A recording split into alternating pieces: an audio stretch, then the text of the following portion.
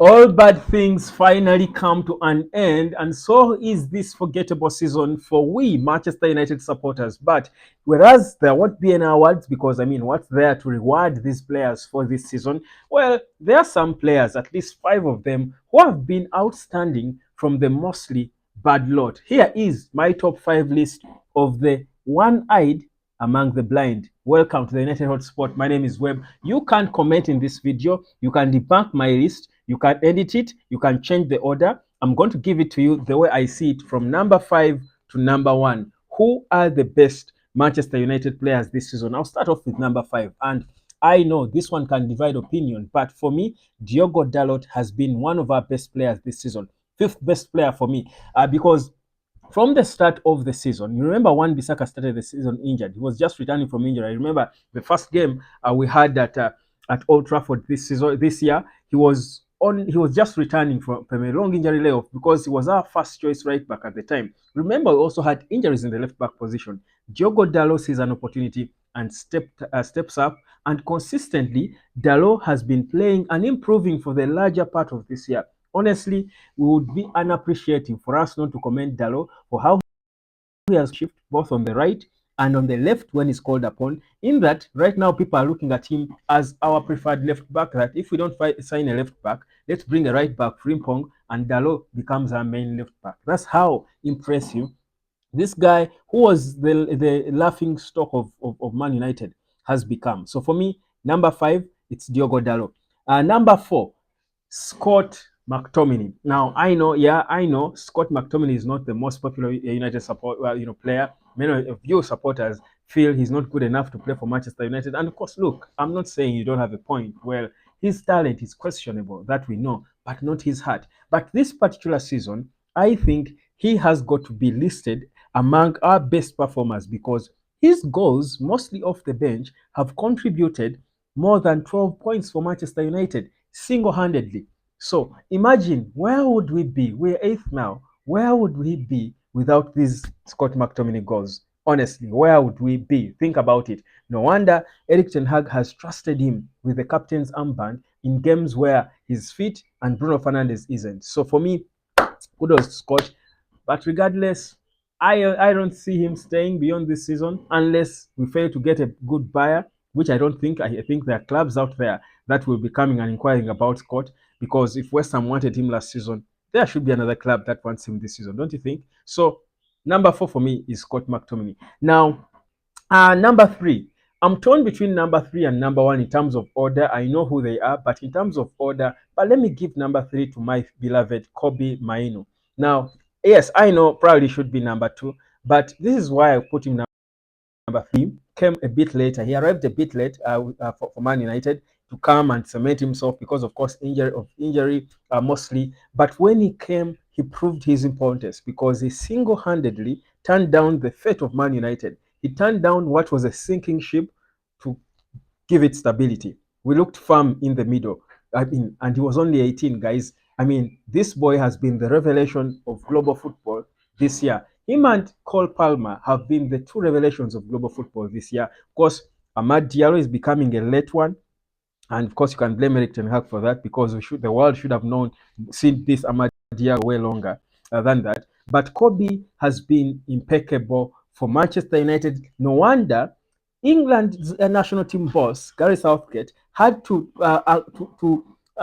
summon him twice. It has probably never happened in the history of English football or world football that a player is summoned twice. First for the junior team, and then they change and say, you know what, he's better than the juniors. Let's bring him into the senior team without, by the one injury, happening to any or occurring to any of the senior players. They just thought about it, and after thought, they said, let's bring him. And guess what? His debut was a masterclass. His full debut against Belgium was a proper masterclass. He was the man of the match. So that's how good this boy has been. So Kobe for me has been third or probably second, but let me give him third so that guys won't say, well, you're biased about this boy because he's your beloved. Well, he got me back from Uganda to go to Manchester United. That's how good this boy is. Now, number two is Alejandro Garnacho. And, well, it's painful that I talk about him now with a bit of reservation, because for the most part of the last games he has been awful, to be honest. And I'm here advocating for him to be rested before the FA Cup, even probably even for the FA Cup. But give it to him. There is a period when, after Marcus Rashford went for so many games doing absolutely nothing and wasting every opportunity he had, just playing like he doesn't want. But Eric Ten Hag kept him there, and we started advocating for him. I think it was coming towards the end of the year, and we started advocating for him in the first half of the season. We were advocating for Garnacho to come in. When he came in, he held us, he carried us for some time, all throughout the start of the second round, I think, into November, when he scored that beauty of a goal against Everton. I think it was probably, it will be the best goal of the season. Then, of course, and he's only 19, remember. And of course, at some point, he became stale, and you felt he wasn't making that progress and leap into the next stage. But it doesn't take away the fact that this boy has been impeccable. He has scored many goals, assisted many times, he has excited fans, tried to give us something different, something to be happy about consistently. So for me, yeah, I'll put him, because he has played longer. I'll respect him, and he has been starting every game since he broke into the first team. I will, keep him ahead of Kobe, just to respect him. Now, number one, guys. Do I even come join? Repeat after, say. Let's say this one together. El Capitano, El Magnifico, Bruno Miguel Borges Fernandez, Asante Sana, Gracias.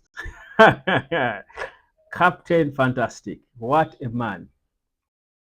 What a personality. What a character. He has only missed 2 games this season, and those are the most forgettable games, probably. Of course, the Arsenal game, we tried. Probably if he was there, he would have won it. Crystal Palace, arguably the worst loss, I think, for Man United. I think, honestly, the 4-0 loss to Crystal Palace was probably worse than the 7-0 thumping. Was it 7-0 or 7 what? By Liverpool? I honestly think so.